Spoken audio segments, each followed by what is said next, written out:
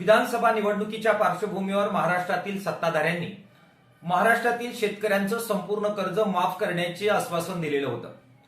दिलेलं आश्वासन पाळावं या मागणीसाठी महाराष्ट्रभर शेतकऱ्यांची जी आंदोलने झाली त्या पार्श्वभूमीवर शेतकऱ्यांचं कर्ज 30 जून 2026च्या आत माफ करण्याची घोषणा राज्याचे मुख्यमंत्री देवेंद्र फडणवीस साहेब यांनी केलेली आहे.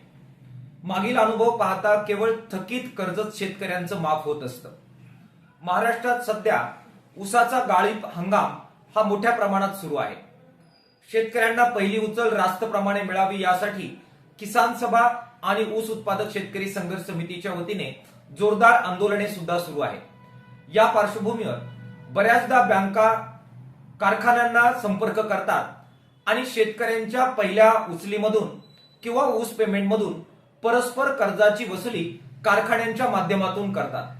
असे झाल्यामुळे ऊस उत्पादक शेतकरी परिस्थिती नसताना सुद्धा थकीत कर्जदार राहत नाही, ते नियमित कर्जदार बनतात आणि कर्जमाफीपासून वंचित राहतात.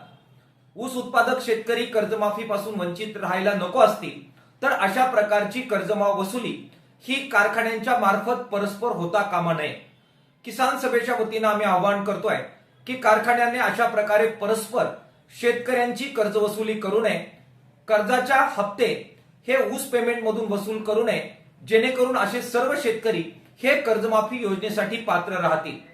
कारखान्याने आगळीक केली आणि परस्पर अशा प्रकारची वसुली केली तर कर्जाची संपूर्ण जबाबदारी या कारखान्यांवर राहील. शेतकरी आपल्या कर्जाची जबाबदारी घेणार नाही. त्यामुळे कारखान्यांनी सहकार्य करावं आणि अशा प्रकारच्या कोणत्याही कर्ज वसुलीसाठी बँकांना सहकार्य करू नये असं आवाहन किसान सभेच्या वतीनं आम्ही करतो आहोत.